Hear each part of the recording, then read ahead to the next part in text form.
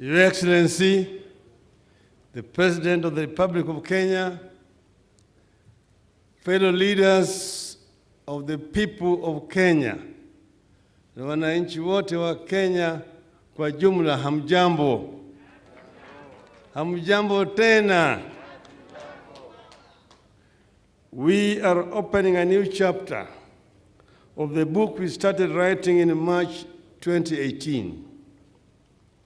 The chapters we have covered so far have been quite interesting and engaging. But it is about to get even more interesting with the chapter we open today of collecting signatures, and then the next three going to the country assemblies, then to parliament, and then to a referendum. It's a great time to be in Kenya and to participate in the making of history. In these chapters, we are working on our hopes, not fears, in search of the unity and prosperity we all desire. By appending our signature today, after going through the bill, we are stamping a seal of approval of the process, the necessity, it all and final to the document.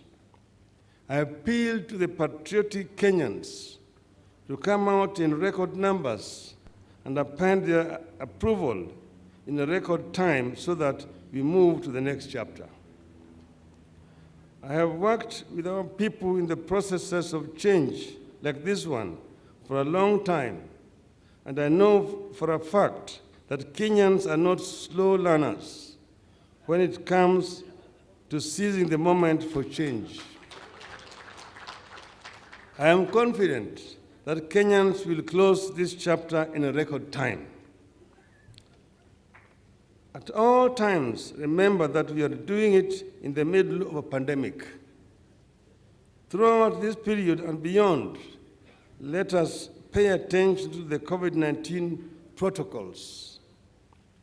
Wear masks, keep social distance, wash or sanitize our hands. Our coordinators across the country must understand that other than collecting signatures, they have a duty to protect the lives of our patriotic citizens who show up to append their signatures. And our coordinators must ensure our citizens know what they are signing. Fellow Kenyans, there is a land we can see, the promised land. We have trekked through the difficult days of hatred and division. We have gone through the wilderness of anger and marginalization. We can see the promised land ahead. But the promised land will never come to us. We have to go to it. That was and that remains the condition for getting to the promised land. We have to keep going.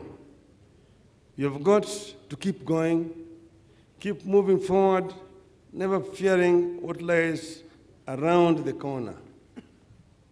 Martin Luther King Jr. said, and I quote, he told us, "Cowardice asks the question, is it safe? Expediency asks the question, is it politic? Vanity asks the question, is it popular? But conscience asks the question, is it right?" And there comes a time when we must take a position that is neither safe, nor politic, nor popular, but one must take it because it is right.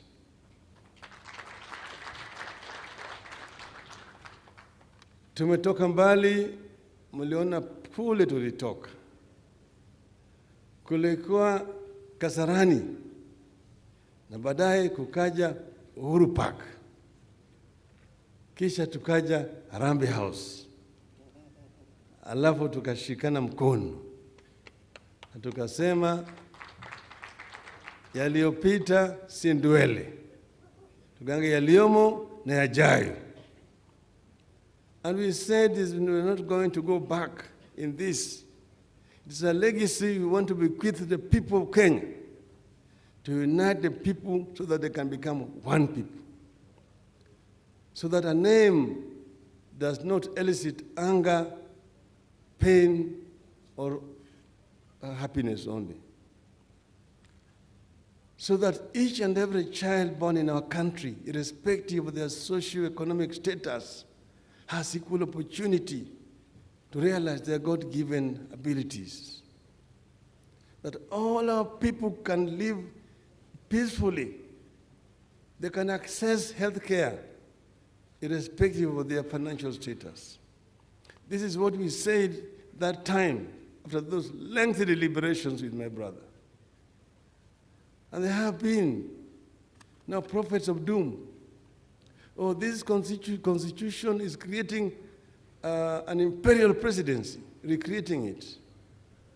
You're very intelligent and learned people, you will read. Read through those lines and tell us where we are recreating an imperial presidency. I know because we are victims of imperial presidency, and we cannot recreate one. If you have a prime minister nominated by the president, but appointed by parliament, and who can only be removed by parliament, how does that increase the powers of the presidency? It actually reduces the power of presidency. And the prime minister is going to be sitting in the National Assembly and answering questions of members of parliament.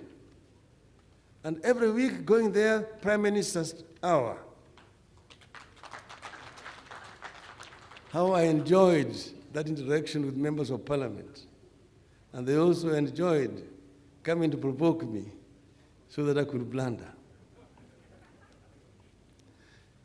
Then ministers are going to be sitting in the National Assembly. They will be asked questions, and they will have to answer. And if it is an emergency, it is called question by private notice. It has to be answered within 48 hours. And if the answer is not satisfactory, the speaker will say, I defer the question to next week. The honorable minister must go with the honorable member of parliament to the scene and bring us a satisfactory answer. That makes the government much more accountable, rather than inviting a minister to appear before a parliamentary committee, where he's just harassed by members of parliament. Toa hii ndio kuache wewe.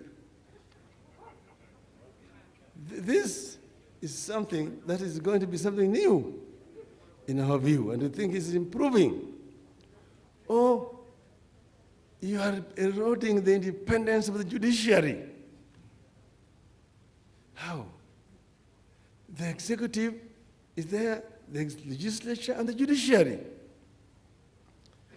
They said the judiciary must be independent, but it must also be oversighted. Where do wananchi go to appeal or to register their complaints against the judiciary? And ombudsman. But how about if the ombudsman is appointed by the Chief Justice, who also is the president of the Supreme Court? And then the ombudsman is supposed to go and report to the Judicial Service Commission, but appointed by the Chief Justice. Of course, this fellow cannot oversight the Chief Justice. That's why it is said the presidency appoints the ombudsman. But ombudsman will be interviewed through a panel, and 3 names submitted to the president, who will pick one of them and send to parliament for vetting, then finally appointed by the presidency. How does that erode the independence of judiciary?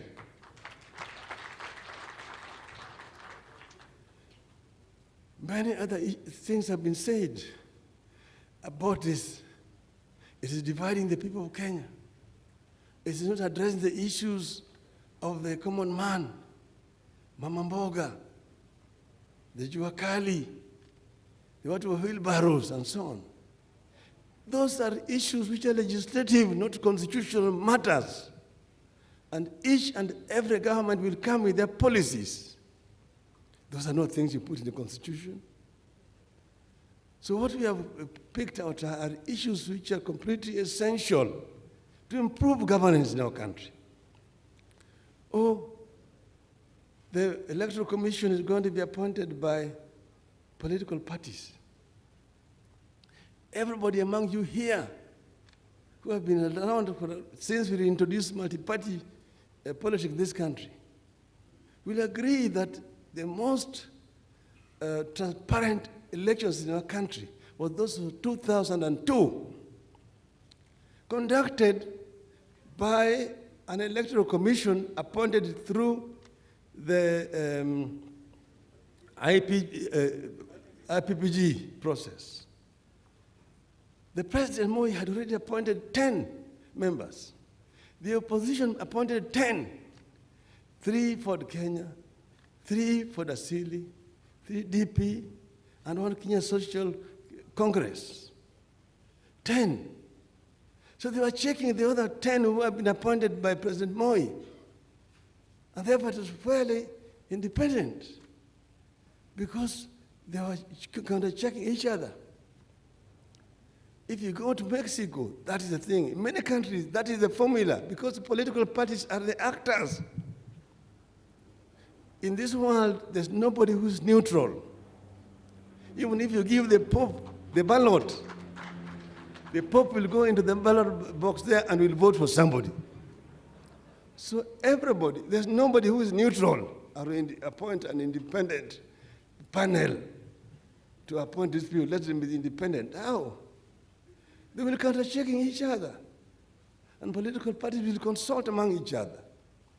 What we are talking about here is not only happening in Kenya. That's how it's done in many other countries in the world, new democracies. So there are things that have gone into this. A lot of thoughts have gone. Very many brains have worked on this. Some of the best brains in this country have been working together with the committee of, with the steering committee. And this is the result. So we are starting a new journey today. And we invite each and every Kenyan to work with us. We are confident that if we come together as a people, nothing can stop us from realizing the Kenyan dream as coined by the founding fathers of our nation. So reggae went in recess because it was halftime. Wachezaji wanarudi kwa kiwanja. Nobody can stop reggae. Stop reggae. Nobody can stop reggae. Nobody can stop reggae. 'Cause reggae is strong. Nobody can stop reggae. Nobody can stop reggae. Nobody can stop reggae. 'Cause reggae is strong. Nobody can stop reggae. Nobody can stop reggae. Nobody can stop reggae. 'Cause reggae is strong. Ndugu yangu Rais Uhuru Kenyatta, karibu.